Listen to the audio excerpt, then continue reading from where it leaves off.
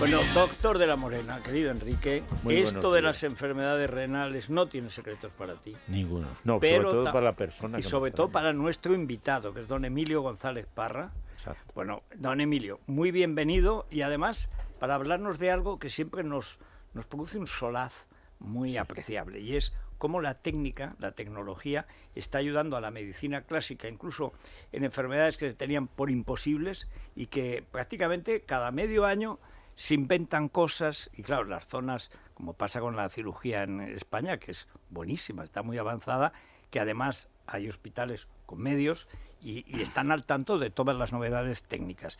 ¿Qué es lo que en el tiempo que lleva usted ha visto recientemente con más novedad? Bueno, tengo que presentar que es el jefe de nefrología de la Fundación Jiménez Díaz. No cabe duda. Es profesor titular de nefrología de la Universidad Autónoma de Madrid. Sí, a mí me dices Conchita, ya está.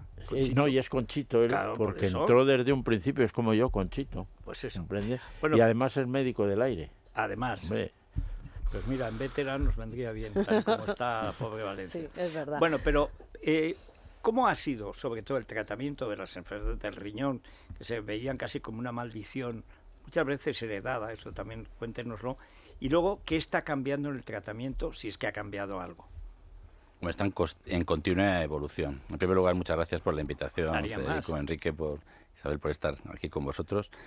Y claro que evoluciona la medicina en general, no tiene nada que ver lo que hemos estudiado en la carrera con lo que estamos haciendo ahora. Quería dejar en primer lugar un tema diferencial entre urología y nefrología. Muchas veces ese concepto está mal entendido y nos equivocan. Entonces parece que somos urólogos, nefrólogos. La diferencia entre urología y nefrología fundamentalmente es que los urólogos son cirujanos, es decir, se encargan de la cirugía del aparato urinario, nefrourinario, mientras que los nefrólogos nos encargamos de la medicina clínica del riñón y todo lo que eso conlleva. Fisiología del riñón. Exacto, o sea que la nefrología incluye no solo las enfermedades renales, la hipertensión, las alteraciones del equilibrio electrolítico, técnicas como hemodiálisis y trasplante. Son fundamentalmente trasplante renal las áreas en las que el nefrólogo nos movemos, ¿no? ¿Cuándo empezó el trasplante, digamos, exitoso? Porque la tentación o la obsesión habrá existido mucho tiempo, claro, ¿no? Como el trasplante de corazón, que estaba en la literatura antes de que existiera en la realidad. Pero ¿cuándo empiezan a ser, digamos, viables? Hace ya unos 50 años aproximadamente que ya se realizan trasplantes viables. Es verdad que como todo ha ido mejorando con los años y llevamos estables unos 20 años, pero cada vez se consigue que la duración y sobre todo la compatibilidad y en situaciones mucho más complicadas sea viable. En los últimos 10, 20 años ya hemos conseguido una situación muy porque no hay rechazo adecuada. Sí, hay rechazo. O sea, el rechazo crónico es algo que es completamente imposible de evitar.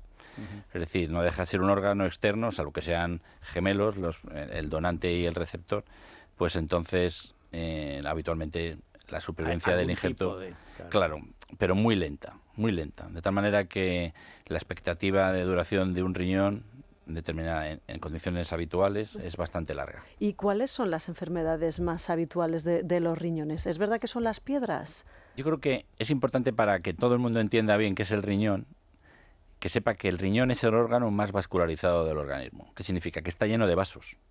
Entonces no podemos aislar el riñón de la enfermedad vascular sistémica. Muchas veces el riñón precede en años, el daño renal leve, precede en años a un evento cardiovascular, un infarto de miocardio, un ictus, cualquier problema vascular severo. Entonces, si tuviéramos que decir cuál es la principal alteración que causa daño renal, es la patología vascular. Es decir, la hipertensión. Y sobre todo, el 25%, 30% de los pacientes que tienen enfermedad renal son diabéticos. Es decir, la diabetes y la hipertensión. La diabetes es una enfermedad sistémica que, entre otros órganos, afecta a los vasos. Y cualquier cosa que afecte a los vasos de una manera precoz, a las arterias y a las venas, lesiona el riñón. Entonces, parece que el riñón es un órgano independiente, como pasa con el corazón, con el hígado, pero sin embargo el riñón interpreta muy bien la información del daño vascular de un paciente. Y sin embargo no tienen ninguna característica física, ¿no? Porque No. otras dolencias, a lo mejor en el corazón o que subes una escalera, te molesta, No pero avisa. sin embargo con los riñones No avisa. Ese es el problema. no sabemos nada, ¿no? Exacto, ese es el problema, que la única manera que tenemos de saber si el riñón está afectado es por unos análisis. Y es más, Y más, para eso hay veces- que ir a hacer los análisis, claro. ¿Y hay una prevalencia genética o una presencia importante, digamos, en la herencia? ¿Hay una propensión? Sí, que además, eso sí que está en una fase de desarrollo. Tomando la primera pregunta que me hiciste, Sí. efectivamente, las alteraciones genéticas es algo que tiene una relación directa con el daño renal. Y cada vez se sabe más patologías de origen genético que influyen en el riñón, ¿vale? De tal manera que siempre preguntamos a un paciente, la primera vez que le vemos con enfermedad renal, si tiene algún antecedente familiar que nos haga pensar Y que suele puede tener pasar. Sobre y todo suele con la pasar. pregunta de la hipertensión, ¿no? Es La hipertensión bastante tiene un- habitual. También. Claro. Sí, También, o sea que ya. tiene relación. Las personas hipertensas pueden estar en ese grupo de Sí. candidatas a sufrir del riñón o posteriormente a sufrir, por ejemplo, una enfermedad Sí. vascular o un ictus, quiero decir, un accidente vascular. De hecho, los nefrólogos somos los encargados de forma no más fiable, pero sí más fija, de la hipertensión arterial. El riñón es causa de hipertensión, pero también la hipertensión daña el riñón. De tal manera que siempre el riñón y la tensión se llevan mal, que le digo yo a mis pacientes, de tal manera que si un paciente hipertenso no se cuida, acabará sufriendo del riñón.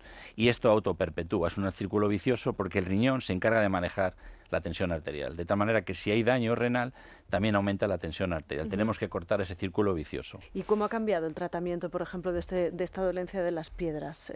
La bañera esa famosa sigue litotricia. existiendo.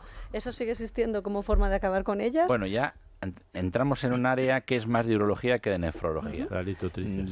La causa de la litiasis la solemos estudiar muchas veces los nefrólogos y los urólogos, pero el tratamiento de la litotricia es una técnica, entre comillas, quirúrgica o con métodos invasivos, de tal manera que son los urólogos los encargados. La litotricia fundamentalmente lo realizan los urólogos. Sabemos que hay varios tipos de litotricia, una extracorpórea y otra endouretral, que se puede meter un catéter y hacer una litotricia dentro del propio uréter, ¿no? Que se puede quitar. Y eso se encargan básicamente los urólogos. Nosotros estudiamos la causa porque la mayor parte de las litiasis tienen un componente evitable. O sea, se puede estudiar, se puede tratar y se puede evitar la recidiva. ¿Y ¿Y los cómo? sí. Perdón. No, Las los diálisis. quistes, sí. Las diálisis. A Habla ver, de las las diálisis. diálisis. También, es verdad. Bueno, pues eso, Diálisis, quistes, es que todo Interesa es mucho. aprender. Sí. Claro. la diálisis, por supuesto, que está evolucionando a bien. La situación clínica de los pacientes ahora mismo no tiene nada que ver con hace 10 años. Sin embargo, aprovechando que ya que estoy en la radio y que es algo que es interesante, siempre me ha interesado mucho que el paciente en diálisis sea cuidado por las administraciones. Y no lo está, debidamente. O sea, parece mentira, pero no lo está. Es un grupo de población de unas 20.000 personas que no son suficientemente cuidados. ¿Y por qué? Porque Pues fíjate, son los votos de la provincia de Teruel.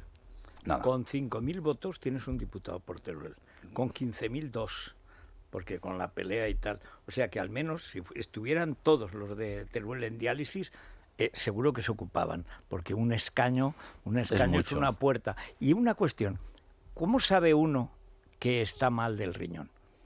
Pues eso estamos cada vez haciendo más incidencia. Es decir, de hace unos 15 años, la Sociedad Española de Nefrología incluyó que se calculara el filtrado glomerular a toda persona que se hace un análisis en cualquier centro de salud, Diga, automáticamente. automáticamente. Entonces, en ese momento ya lo sabemos.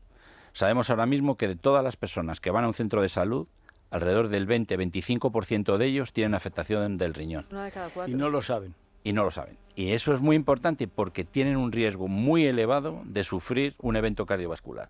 Es decir, es una manera muy sencilla, haciendo una orina, Y viendo la barata. microalbuminuria y una creatinina, muy barata, se puede hacer. De hecho, por ejemplo, ahora estamos trabajando en el área de Burgos, que se está haciendo un estudio a toda la población, en el cual se está viendo la albúmina de una manera muy sencillita porque es muy barato. En nuestros hospitales se está empezando a realizar también un estudio en todos los hospitales de Quirón de Madrid, en todas las orinas, intentando diagnosticar de una manera precoz. ¿A Si- todo el mundo? ¿O a todo a el partir de que, cierta a todo el edad? que se hace, a todo el mundo, porque nos llevamos muchas sorpresas. Alrededor de un 10, un 15% de la población tiene albúmina en la orina, tiene proteínas que no debería de tener, y eso es un signo inequívoco de que tiene afectación de los vasos. Es decir, que los cardiólogos saben que una persona que está completamente sana y que tiene un aumento de la albúmina en la orina puede tener un evento cardiovascular en los próximos 5 o 7 años. Hay que cuidarle. Y se trata. Y puedes revertir.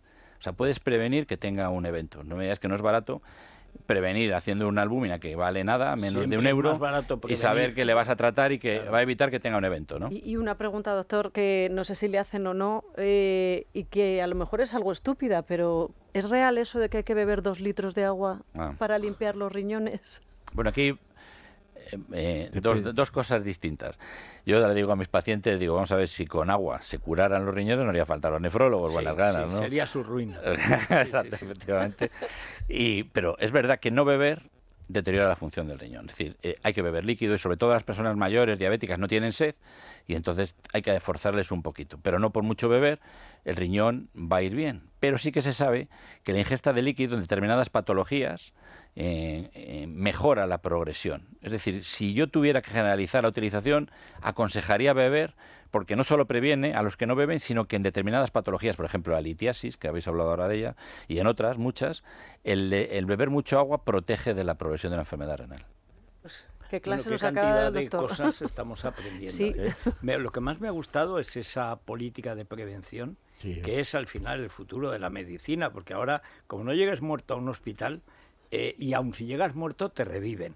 Ahora, luego, ¿cómo gestionas ese cuerpo que a lo mejor está hecho pedazos, etcétera? Y es porque no hay prevención. Es verdad que en las últimas, al nivel que ha alcanzado en España la cirugía, tienes que llegar muy muerto para irte al otro barrio. Pero luego, ¿cómo cuidan el resto del humano, las familias?